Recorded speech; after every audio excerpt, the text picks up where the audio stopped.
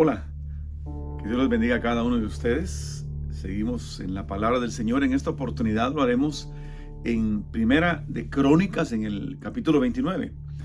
Esta palabra empieza realmente desde el capítulo 28, en donde el rey Salomón sucede al rey David en el trono. Este personaje, David, es uno de los personajes más queridos en la palabra del Señor.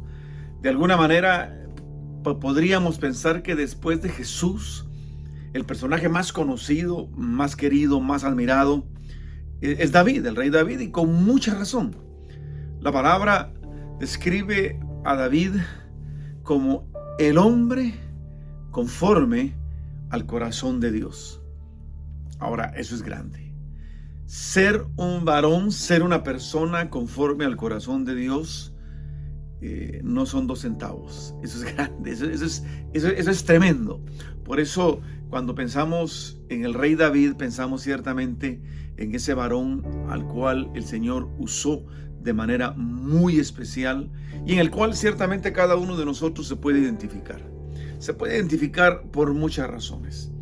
La más importante es por la unción que David tuvo cuando apenas tenía 17 años. Esa unción en la cual el Señor lo escogió para que fuese el rey de Israel. Ahora, nosotros no necesariamente estamos ungidos para ser reyes de Israel o presidentes de cualquier nación. No necesariamente. Pero lo que sí somos ungidos. Porque cuando tú y yo venimos al conocimiento de Cristo, cuando nacemos de nuevo, cuando tú y yo le entregamos nuestra vida al Señor y lo hacemos el Señor y Salvador de nuestra vida, ciertamente ese Espíritu Santo viene a nosotros. Es decir, esa unción de Dios viene a nosotros, el Espíritu de Dios. Por eso, encontramos esa identificación allí, en el conocimiento de David y Dios, pero también en toda la humanidad del rey, ¿verdad? En donde él tenía sueños, tenía anhelos, tenía desafíos, tenía problemas, tenía fortalezas, tenía éxitos, tenía derrotas, en fin, tantas cosas que el rey David tuvo durante su vida. Tuvo y experimentó también el pecado. Todos conocemos la historia cuando cae en 2 pecados grandes, el cual fue el adulterio y el asesinato. Es decir, cosas también no fáciles, cosas también no pequeñas, reales, que ocurrieron precisamente en la vida del rey David. Ahora, todo lo que el rey David fue e hizo tenía un fundamento. Y en esta mañana yo creo que en estos versículos del capítulo 29 de Primera Crónicas, empezando desde el versículo 10, podemos verlos. Vemos empezando en el versículo 10 algo maravilloso del rey David que es muy conocido por todos, muy común para todos, lo cual fue ser un real y verdadero adorador de Dios. Vemos como en esos versos David manifiesta su admiración, su reconocimiento de la grandeza de Dios. La verdadera bendición en el ser humano inicia cuando somos capaces de reconocer a Dios como el autor y dueño de lo que vemos y lo que no podemos ver. Eso se llama adoración. Cuando tú y yo somos capaces de reconocer la grandeza de Él, cuando somos capaces de entender de que todo lo que existe es por Él, es de Él, es para Él. La pregunta que cada uno de nosotros debe hacerse es cuánto nosotros realmente reconocemos en Dios esa grandeza. Ahora, digo esto porque vivimos en un tiempo en donde a través de los medios vivimos en una generación mediática. ¿Qué quiere decir eso? Es una generación que mucho de su entendimiento de las cosas dependen de lo que ve, escucha y experimenta en los medios de comunicación masiva o en las redes sociales. Somos una generación mediática en la cual se nos dice qué es importante y qué no es importante. Entonces, en medio de una generación y un pensamiento así, algunas veces es muy fácil perder de perspectiva quién es el realmente importante en la vida. Y esa perspectiva se pierde cuando no logramos reconocer que es Dios quien es el más importante en la vida, en nuestra vida, en la realidad de la humanidad. Dios es Dios. Él es el único Dios verdadero. Y David era capaz de reconocer eso.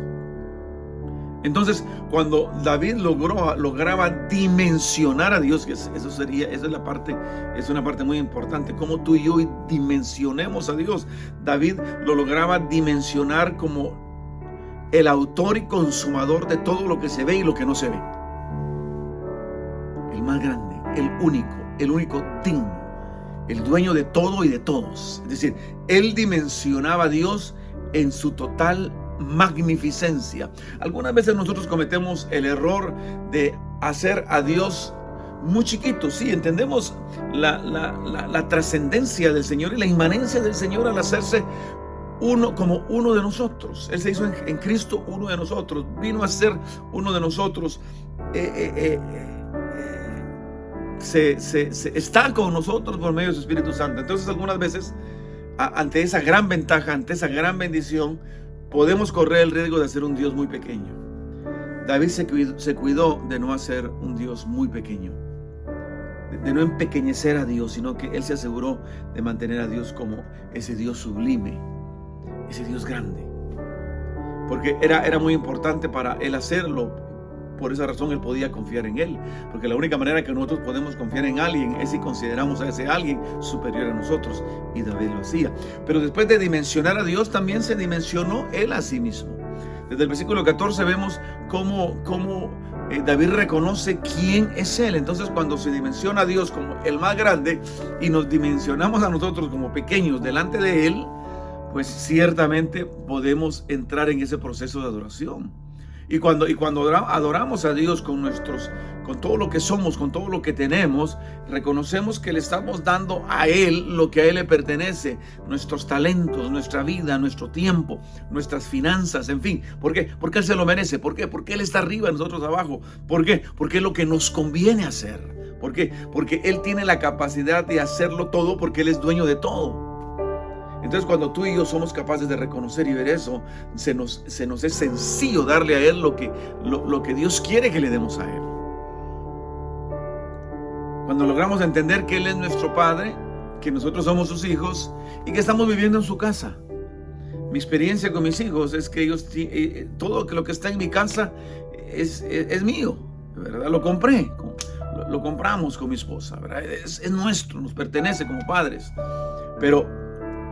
Pero son nuestros hijos los que se ven beneficiados de eso. Cada sillón, cada silla, cada manzana, cada aguacate que hay aquí en casa beneficia a nuestros hijos. De la misma manera nosotros con nuestro Padre Celestial.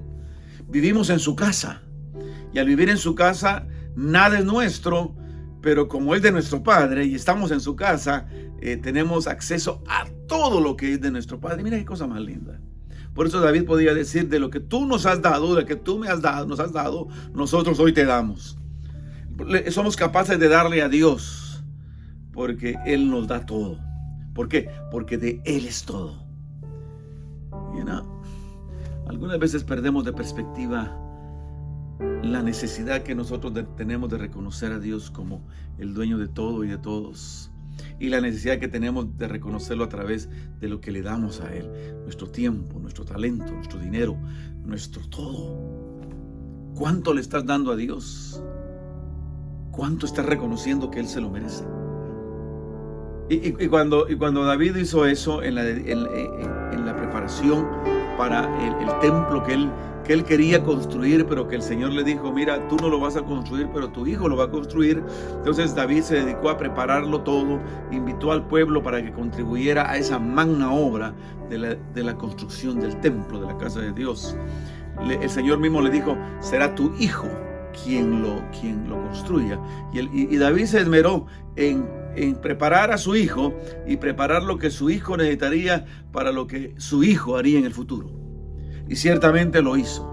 Y por eso desde el versículo 18 vemos cómo David ora por su pueblo y ora por su hijo.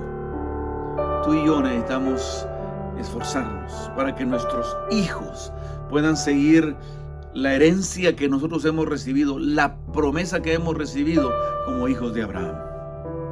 Si tú y yo estamos en Cristo, somos hijos de Abraham. Y si somos hijos de Abraham, somos recipientes de la promesa hecha a Abraham. Y si tú y yo somos recipientes de esa promesa, ciertamente nuestros hijos también. Por lo tanto, yo te animo a que en este tiempo de tu vida piensa en tus hijos, visualiza a tus hijos, dimensiona a tus hijos y dimensiónalos en el Señor, dimensiónalos en la casa de Dios, dimensiónalos que todo lo que tú has hecho por ellos puedan dedicarlo al Señor, puedan dedicar sus propias vidas al Señor, puedan caminar en el camino que tú has caminado en el Señor. Confiemos en Dios. Confiemos que nosotros y nuestra herencia, nuestros hijos, seremos siempre siervos y siervas del Señor. Eso es lo que Dios quiere. Que la gracia de Dios esté contigo. Nos vemos a la próxima. Que Dios te bendiga.